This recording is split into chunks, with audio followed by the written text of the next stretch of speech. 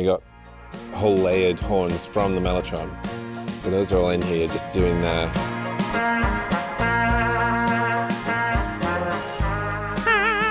Because I was doing a Bee Gees voice.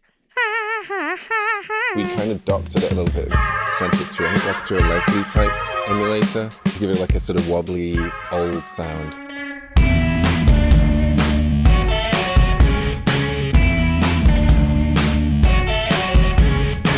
This episode is being supported by Tape It, the iPhone recording app made for musicians by musicians.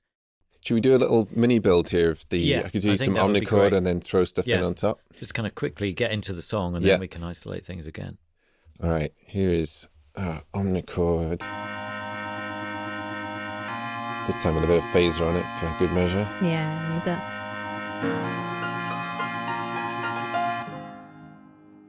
Silly, soulful piano. As performed by Oli Deakins. Am I right? Yes. Yeah. Yeah, it was a sketch that sort of made the cut. And is that Oli on bass then? It is. Man's a freak. Bunch of acoustic guitars. Lots of 12-string on the record. I mean, this was one of the first ones that had that. Little electric guitars. And then you hear that sort of glitchy steel start to come in there. This was one actually where the mellotron really came into its own actually later on as well, because I think we talked a lot about having some sort of brass elements, but we didn't want to, I think we talked about maybe we get some horns on there and that, but we didn't want to go too sort of retro pop. So we used the mellotron and we did a quick sketch of this and using the mellotron app on the phone just to sketch it out. And then later on, like I think even after you left, I pulled up some of the horn sounds and we got whole layered horns from the mellotron. So those are all in here, just doing their...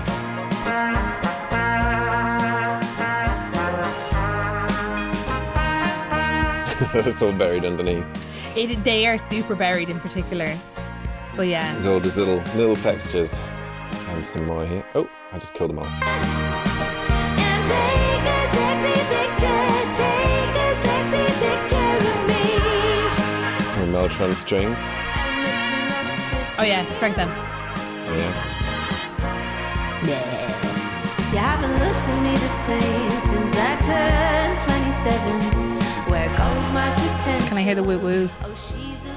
Yeah, where are they? Where are they? They're in there somewhere. Because the way you did them also makes them sound more like a train. They come.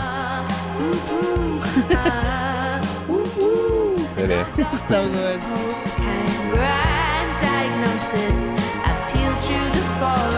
What's going? What? When did that Guitar. happen? Because I remember that sounded so good. Somewhere in the middle, I think. Yeah. I forget where. It's a little wah-wah guitar. It just makes it so distinct, that section, from everything else.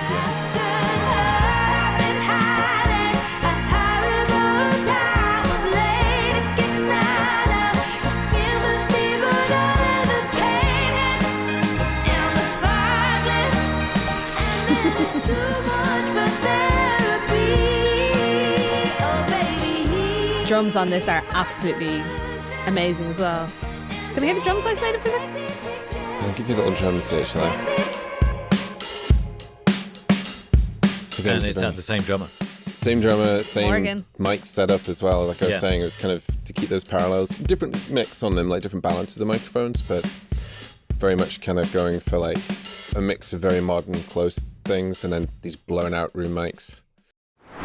This episode is being supported by our good friends at Tape It, the iPhone app made specifically for musicians. If you, like many of our guests, use voice memos, then as far as we're concerned, switching to Tape It is an obvious choice. It's free, and there are a load of features you won't find on Apple's Voice Memos app, including the ability to record straight from your lock screen, set markers, add notes, include photos of settings, and you can easily import your old voice notes, sync to the cloud, and create shared playlists with co-writers and bandmates. So head to the link below to install the app now. And if you want even more, check out Tape It Pro and use the promo code TAPENOTES to receive a whopping 20% off. And now, back to the episode. And are the backing vocals all you, Ciara? Or On this song, on this song, they're all me. I tried a little bit this album to get a mix of like Ollie and Colm and like other people singing backing vocals because I was like, it's very pop to just do all your own BVs, but sometimes I'm the only person that can do those stupid noises with my mouth. Do you know what I mean? Particularly on this one where I'm like, woo, woo, or like all that kind of stuff. And the ha, ha, because I was doing a Bee Gees voice. Ha, ha, ha, ha. We should pull that up really. Oh, yeah. That was something That's actually really important. That you put that in right from the top, and you had a very specific idea of what you wanted it to sound like, not to sound like part of the main vocal. So we kind of doctored it a little bit and sent it through, I think like through a Leslie type emulator. It's like a stock one on Pro Tools, I think. Something like that to give it like a sort of wobbly old sound.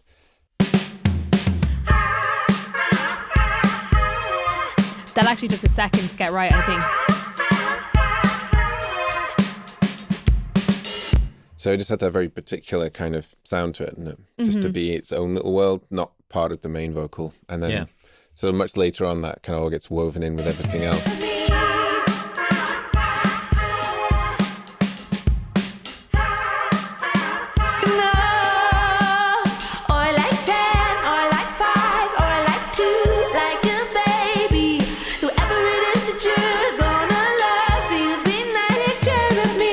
Looping, apparently. Loopy. But yeah, that was a very particular thing early on, I think, was you wanted that hook to be almost like an instrumental thing, really, wasn't it? The voice as instrument. Yeah. I think that, I mean, I wouldn't have done it was I not literally thinking of Gladys Knight and the Pips, probably. But then I also was like, you can't just do that. You have to muddy it up in some way and make it weird but in a tasteful way.